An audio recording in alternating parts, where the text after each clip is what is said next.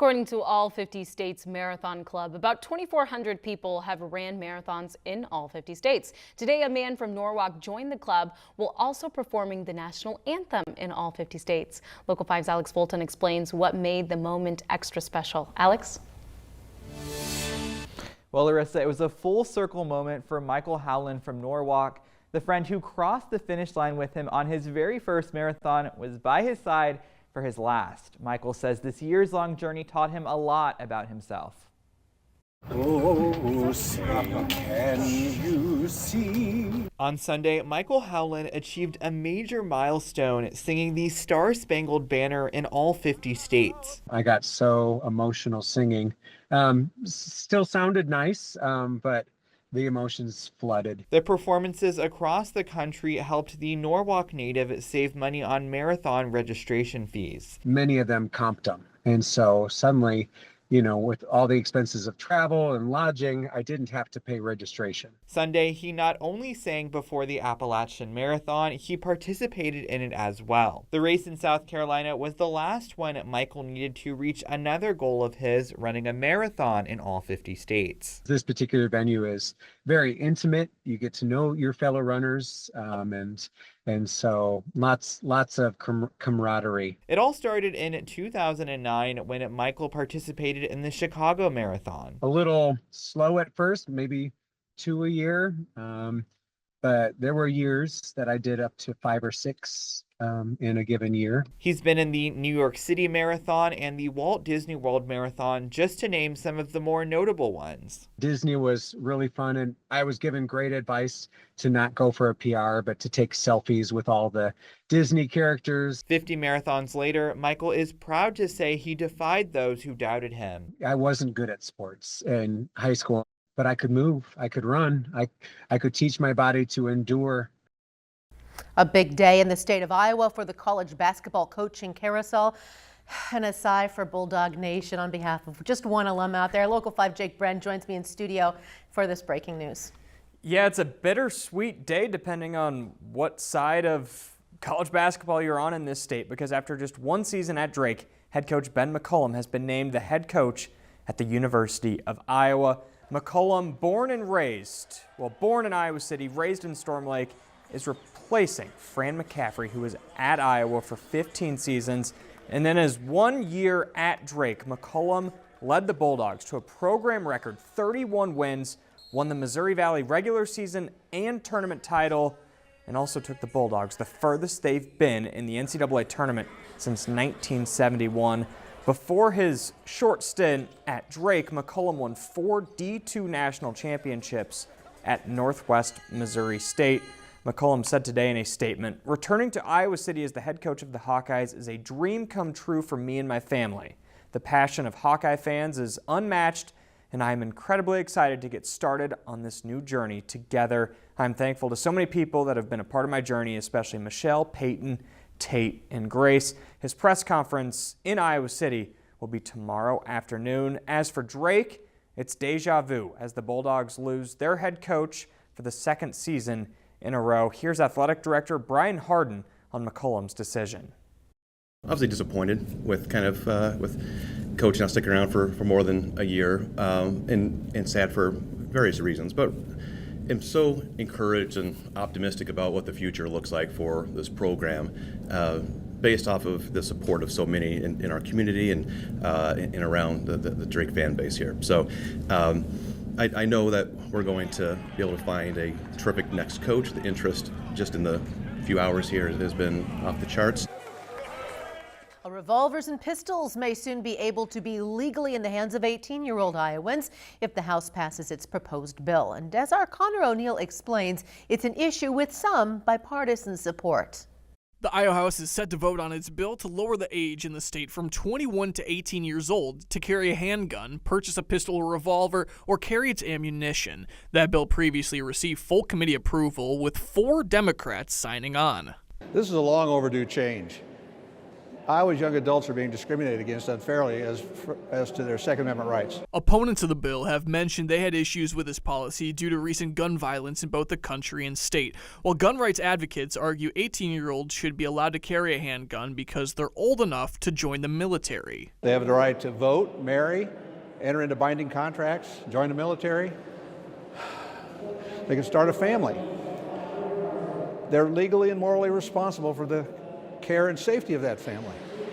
And yet we deny them access to the most practical portable tool for self-defense. Someone under the age of 18 years old would also be allowed to legally possess a pistol, revolver, or its ammo with the consent and supervision by a parent or guardian, according to the bill.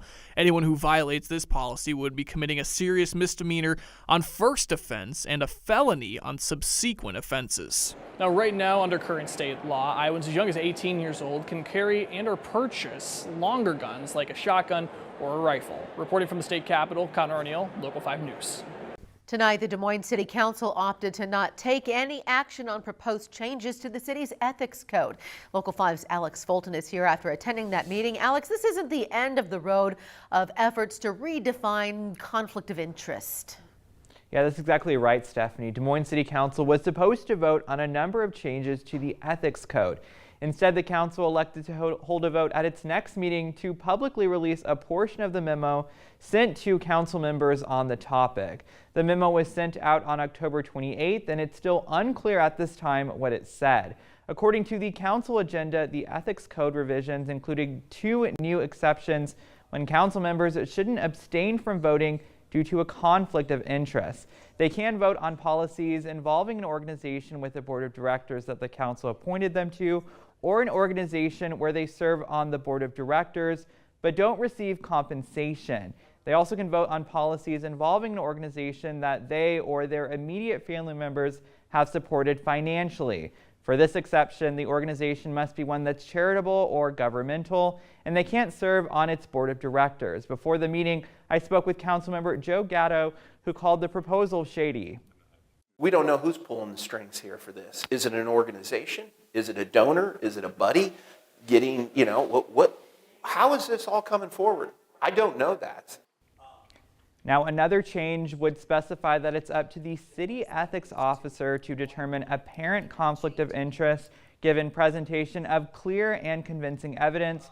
Along with voting on the memo, the council is expected to decide on whether to approve the ethics changes at its next meeting on April 7th. Plans to revitalize the South Ankeny Boulevard are moving forward after the city wrapped up its final public input session. We first previewed this for you on Good Morning Iowa on Monday. Now, the project is happening at the corridor between First Street and Oral Labor Road. It has been in the works for 9 months now, and the city says it started because it is a uniquely positioned location that is starting to show its age. Now, the new plan hopes to ensure its strength and viability for the next 75 years. So there's already a lot of economic vibrancy in the corridor. So given its central location in the community, as the community continues to grow, we anticipate it still being that kind of magnet that pulls people in with unique and niche businesses in the corridor. Now, Lord says the average length of time somebody spends on the corridor is 88 minutes, and there are about 2.6 million visitors per year, and the plan was developed based off of public input. Now, the #1 concern from people was traffic and safety improvements, but people also want to reimagine its future. People want to see more of a theme and consistency throughout the corridor. Some of the land uses people are interested in is more sit-down restaurants was a strong preference, as well as high-density or multifamily housing and mixed-use type developments, bringing more people to the corridor as well as new businesses. Lord adds that funding sources will come from private investments, so it will not impact property taxes. The plan is expected to be presented to the City Council in April or May. Now, he also says this is ultimately a long-term plan, so after the Council's vote, things could happen very quickly, while others could take up to 15 years. The City of Newton's only movie theater will be closed on Mondays until further notice. Capital II Theater announced this on Facebook over the weekend, with money being at the center of this decision. Local 5's Megan McPherson spoke with the theater's owner about those issues, and Megan, how they're hoping to solve them. What did you learn about this? Yeah, Joseph, the Capital II Theater is a community staple in Newton. It's located in the original Hotel Maytag building. Of course, a lot of history there. Dawn Bleeker and her husband Paul took over the operation more than a decade ago. But since the pandemic, Dawn says that fewer moviegoers are coming in, and therefore the costs of staying open 7 days a week are just too high. The theater relies heavily on concessions for revenue, as their ticket prices are very low. And on days when attendance is low, Bleeker noticed that the cost of paying staff and staying open outweighed the money coming in. And it's just kind of got to the point where, we had one person coming or two people coming or no people coming, and we're still paying staff. And we just had to make that decision. We need to just cut it off right now. State Republicans passed another bill today aimed at diversity, equity, and inclusion offices, this time in the workplace of cities and counties. Our Connor O'Neill reports about the potential impact and shows us why things got heated on the floor. The Senate's bill prohibits a county or city from adopting a policy to establish or maintain a diversity, equity, and inclusion office or hire someone to specialize in that work. Democrats argued this bill does not give people a leg up on others, like Republicans said, and is instead inequitable. Diversity, equity, and inclusion does not seek to elevate minority groups over others, but rather to make sure that marginalized people are not being discriminated against or excluded from certain fields. Senate Republicans said Iowa taxpayers deserve the best hiring practices to employ the very best person based on merit and not characteristics like race or gender. You cannot fight discrimination with discrimination. You cannot be racist against one race without being a racist. Debate got heated during questioning of the reason this bill was brought to the floor. I don't know what gotcha question you're looking for or what you're trying to do here, but I would suggest instead of asking me questions, you just speak your mind to the body and let them know how you feel. What you were suggesting with this legislation is that there is this rampant discrimination that is happening against people, but you're actually unable to provide even a single example. Local 5 reached out to a few cities and counties who could be impacted if signed into law, and Polk County in the city of Des Moines said it is working to understand if it will be impacted by the bill and discuss any potential ramifications the county and city might face. With the bill passing through the Senate on Tuesday, it now heads over to the House for that chamber's consideration and vote. Reporting from the Iowa State Capitol, Connor O'Neill, Local 5 News. It's a busy day in Iowa City as Ben McCollum is introduced as Iowa's next head coach. Local 5's Jake Brend has more in Iowa City. There's so many reasons for Iowa fans to be excited about the hiring of Ben McCollum. First off, he's a proven winner. McCollum has won everywhere that he's been. 4 national championships at Division II Northwest Missouri State, and then we all saw firsthand what he pulled off in just one season at Drake. The program record in wins and 2 Missouri Valley titles. On top of winning, this is a job that means the world to McCollum. Iowa City, I was born here, I lived here for 4, 5, 6 years of my life, and have cheered for the Hawkeyes for a long time. And now I get to be a part of their success, and I couldn't be more excited. My family's excited, and we want to bring this back to the championship culture that we think we can build here at University of Iowa. That winning culture is one of many reasons that Athletic Director Beth Getz is thrilled to bring in McCollum. Coach is a proven winner, a teacher of the game. He creates teams that are defined by their hard work and culture. In the short time I have gotten to know him, he is a person of character, a man with values that align with those we hold so close. He is committed to developing his athletes to reach peak performance on the court, but more importantly, prepare them for a lifelong success outside of sport. McCollum has a history of developing great players, and one of them is reportedly coming to Iowa City. Missouri Valley Conference Player of the Year Bennett Sturtz has been reported to follow McCollum to Iowa. Sturtz led the Bulldogs in scoring and assists while being named an AP All-American this past season at Drake. And McCollum, of course, has high praise for his point guard. If he's not the best point guard in the country, he's top 2 or 3. So that's a pretty good fit right there. All the guys that we've had operate with a level of humility, meaning they're able to be coached at a high level. They don't think they're bigger than the program itself. They understand the value of other people, and that allows to have a lead amount of success. Well, the city of Des Moines is backing efforts to bring more affordable housing to the metro. Last night, the city council put $2.5 million to a development for extremely low income and homeless people. Local 5's Alex Fulton shares how it's helping fill a gap. We just really need more options for people. Greater Des Moines Supportive Housing is one step closer to turning the Holiday Inn downtown into affordable housing. With that 2.5 from the city, we are fortunate to have gotten to our total 8.75 that we need to close on the property. Emily Osweiler and her organization have spent the last 3 years trying to bring this to life. It will be helping people who are in a homeless experience, helping them get out of that. It is also for people who have an extremely low income and they just can't make ends meet in a fair market rate apartment. The hotel's 251 rooms will be transformed into 160 studio apartments for single adults to live in. We're taking about every 3 hotel rooms and turning them into 2 studio apartments. The complex will also offer on-site services like case management, a food pantry, and a clothing closet. I could go on, but a lot of on-site, all under one roof, supportive services to help people. Across Polk County, for every 100 extremely low-income renter households, there are only 23 homes that are affordable. That's according to the Polk County Housing Trust Fund. We all know that housing is the answer to homelessness. I think this has been an issue that has had a spotlight on it over the past year. We have more need than ever. Greater Des Moines Supportive Housing still needs $25 million to cover renovations and furnishing the apartments. The organization will soon launch a capital campaign to help cover the costs. In downtown Des Moines, Alex Fulton, Local 5 News. Over the past couple years, the state and court system have gone back and forth about how to interpret Iowa's law banning books from school libraries that contain sex acts and alerting parents to students using a different name or pronouns at school. The law has been put on pause once again, and our Connor O'Neill tells us what that means for our schools.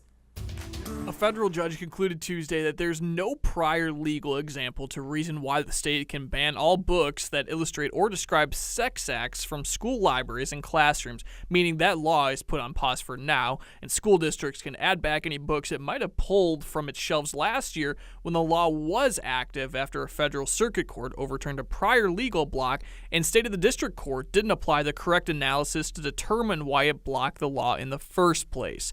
Plaintiffs, including best-selling authors and the Iowa State Education Association, have argued the state's law is overly broad and age indifferent. And so what this is about is giving the parents that do want their children to read broadly the opportunity to do so without interference from the state. Defendants said the law is common sense and makes certain that the books kids have access to in school classrooms and libraries are age appropriate.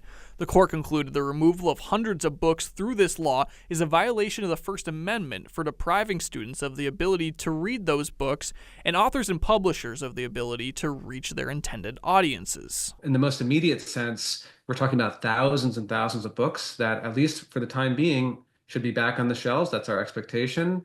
And, there's going to be a timeline that the courts will develop for this. But realistically, the school year, the book should be back and probably going into next school year as well. Reporting from Des Moines, Connor O'Neill, Local 5 News. It's now been over 7 months without closure for one Des Moines family, and tonight the family of Chris Leguizano, who disappeared in Mexico, held a prayer service in her honor. Local 5's Alex Fulton joins us now after attending that emotional event. Alex. Well, Stephanie, Chris Leguizano's family members told me tonight they believe she was kidnapped in Mexico and is now fighting for her life. Senator Chuck Grassley's office previously revealed the FBI and Mexican authorities are involved in this case. For Chris Leguizano, for her safe return home from Mexico soon, we pray to the Lord. Lord, hear our prayer. People packed the pews of the St. Joseph Catholic Church to pray that Chris Leguizano comes home. It's been depressing, sad, not knowing where our mother could be at. Has she been eating? On August 8th, Chris drove from Des Moines to San Antonio, Texas to stay with her son Edgar. The next day, she traveled to Reynosa, Mexico to deliver a truck to her ex-brother-in-law. When she didn't arrive back in San Antonio on the 10th, her son filed a missing person report. Across the border, things like this happen every day. You know, we're not the only individuals left with uncertainty as to where their family members are. Beyond that, the Leguzano family says not much else is known at this time. We don't really know, but we're asking the Lord to give us the strength to be able to deal with the future and with whatever does come.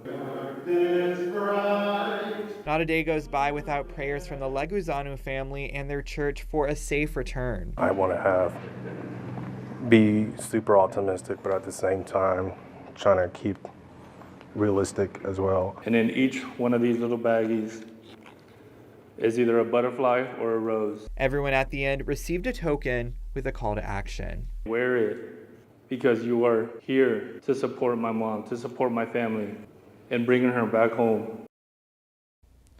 The Leguzano family is inviting people to Mass this Sunday at 8 and 10 a.m. at the St. Joseph Catholic Church, where they'll dedicate the service to Chris. We are now in week 11 of the Iowa legislative session with a lot of discussion happening in both chambers. One of those topics of discussion is possible changes that could be coming to Iowa's public assistance programs. Local 5's Larissa Leone has more on the bill looking to alter certain Medicaid requirements. Larissa. Stephanie, Medicaid was the topic featured in Governor Kim Reynolds' Condition of the State address. Now, a bill that passed the Senate in a 33-15 vote is aiming to rework requirements for Medicaid and other state public assistance programs. During this year's Condition of the State address, Governor Kim Reynolds shared her intentions to alter Iowa's public assistance programs like Medicaid. I'm proposing that Iowa apply for a federal waiver to institute work requirements for able-bodied adults on Medicaid. In other words, if you can work, you should. Now a bill filed in the Senate is aiming to get closer to Governor Reynolds' goals. The bill outlines changes to Iowa's public assistance programs, including implementing work requirements for the Iowa Health and Wellness Plan, where members must work 80 hours a month to maintain eligibility, with certain exceptions. A step Republican Senator Klemish says helps better Iowans. By requiring work, we are providing an important stepping stone to help Iowans develop the life skills, build responsibility, and regain a sense of purpose. Democratic Senator Peterson says this is a Medicaid repeal bill in sheep's clothing. This bill requires the department to discontinue Iowa Health and Wellness Plan, kicking all 181,000 Iowans off of their health care insurance. Taking a look at the lobbyist declaration, very few are supporting this bill. The Foundation of Government Accountability Action has declared they are in support of the bill. We reached out to the organization and they have not gotten back to us. Those among the long list of opposition is Mary Nell Trebs with the Iowa ACES 360. She explains the main reasons she does not support the bill. This has happened in other states, and unfortunately, it hasn't led to increased workforce participation, but it has increased costs to the state as well as increased the number of people who are uninsured. Now, the bill also calls for Iowa's programs to align with federal work rules and sets up a new fund to modernize the Department of Health and Human Services technology. Plus, it updates eligibility rules for Medicaid for employed people with disabilities, allowing individuals to disregard up to $10,000 in resources and couples up to $21,000 when applying. As we round out Women's History Month, I wanted to highlight one of the many women going above and beyond in their careers. I spoke with a fire inspector at the West Des Moines Fire Department who is on the front lines in a male-dominated field, but is also finding ways to go above and beyond in another field. Denise Kincaid is a rare find. This is a brand new building. She's a fire inspector and fire prevention activity coordinator, titles often not held by women. I actually met some firefighters and went through a class that they offered. Realized that I was strong enough, I could handle the equipment, I wasn't afraid of fire. She started as an on-call firefighter 17 years ago, driving the truck and fighting the fires. When I started, there weren't any other females on the fire department. There were 2 of us who were hired the same year. And, that's pretty intimidating. But, I knew I was strong. I knew I was able to handle the work. And so you just kind of have to push through it show that you can hold your own. And now is just one of 2 women on the front lines. Every time I'm out in the community, I see little girls, they'll run up and they'll be like, I want to be a firefighter when I grow up. Or they ask you questions about, what it's like to be a firefighter. But that's just one of Kincaid's titles. Finish? Good job. Okay. She's also a coach here at Chow's Gymnastics and Dance, coaching gymnastics for 25 years. She even took the initiative to start a Special Olympics team 15 years ago. And what started as one person became bigger than she could have imagined. Nice job, you remembered it all. We decided that we needed to have our own team and have more gymnasts. So we went out searching for gymnasts, and now we have a team of 6. Spreading joy. This is my dream I'm meant to be. And being a role model. Coaching it, my friend. She even is a coach to me as well. And I'm proud of her. So my Special Olympic gymnasts probably impact me more than I impact them. I leave every day with a full heart. They make me so happy. They're competitive. They're sense of humor. They're very loving. So whether it is in the gym, airplanes, or on the front lines, so the first thing we'll get are the construction plans. It's always a reminder to others. You can do it too. You just need to find that courage deep within and just go for it. You may be afraid to try something new, but don't be afraid. You just have to go for it. Big finish. There you go. The Iowa legislature has tried to make fentanyl testing strips legal in the past couple years, but has failed to pass legislation. This year, advocates argue the state's proposed bill would help stop fentanyl overdose deaths. After the Senate recently passed the bill, our Connor O'Neill has the latest. Under current state law, fentanyl and xylazine test strips are illegal because they're currently considered drug paraphernalia. Fentanyl test strips are small strips of paper that people can use to test drugs or certain substances to see if they contain any fentanyl. If one line shows up on the strip, it is tested positive. There's been a lot of work over the interim to work with partners on both sides of the aisle to determine and identify how important it is for people to have access in the moment to determine if what they're taking is safe. And so we feel a little better. Supporters of the bill believe the current law's language is outdated, and if legalized, fentanyl test strips could save lives by preventing fatal overdoses from fentanyl or fentanyl mixed with xylazine, which is an animal sedative. The Iowa Senate passed the bill legalizing these test strips last year and this year, while the House has previously failed to advance it. Now, House Republicans say they haven't reached a decision on whether they'll move forward with the legislation. I don't think we're in a position where everyone is comfortable with what the impacts of that bill may be. We know that there's been some within law enforcement that haven't necessarily been overly comfortable with that. Opponents of the bill have argued in the past that these strips could be used to encourage drug use and potentially lead people to test the strength of drugs. Now, on the topic of fentanyl, the Iowa House passed a separate bill on Wednesday saying that anyone found illegally distributing fentanyl to somebody else that results in the death of that person, that distributor would be charged with first-degree murder. Reporting from the Iowa State Capitol, Connor O'Neill, Local 5 News. The state of Iowa is suing Winneshiek County Sheriff Dan Marks, alleging he violated state law by discouraging cooperation between law enforcement and immigration authorities. Larissa Leone joins us now. Larissa, what exactly led to this filing? Well, Stephanie, this all started back in early February when Sheriff Marks wrote on Facebook that his office would not comply with the, quote, unconstitutional detainer request from ICE. The post sparked immediate action from Governor Kim Reynolds and Attorney General Brenna Byrd, who launched an investigation into Marks's post.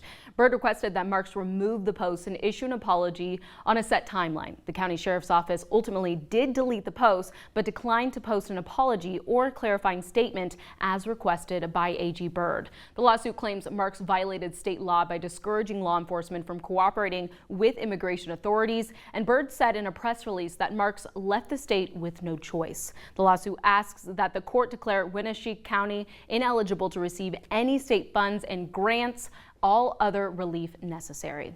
Newly released polling from the American Association for Justice shows Iowans' disdain towards chemical companies as legislation serving to protect them is moving along at the State House. And with the right to sue those companies for failing to warn of their products' dangers in jeopardy, I spoke with a local attorney fighting to help Iowans keep that right. With just 35 days left in the 2025 legislative session, it's full steam ahead for lawmakers working to get their bills to the finish line. Senate will be in order. Senate Republicans once again pushing a piece of legislation that would shield pesticide companies from warning label lawsuits, so long as their product has a federally approved label. To do this in Iowa makes zero sense. Attorney Darren Leneskis working with a number of Iowans diagnosed with a condition linked to the chemicals to get justice. The ability to take legal action against manufacturers for failing to warn about the product's dangers could be stripped away under the bill. It's a way to cut off future claims, which they know are coming, and they're coming in droves. Leneskis also pointing to a new poll from the American Association for Justice, which reveals strong distrust of chemical companies among Iowans. Of the 875 registered Iowa voters polled, 87% of Republican respondents oppose granting liability immunity to chemical companies. 94% of respondents concerned with the EPA's reliance on studies provided or conducted by the chemical companies themselves. They give that to the EPA, and the EPA has to rely on their research to say whether or not the warning's needed. That's not a good way to keep people safe.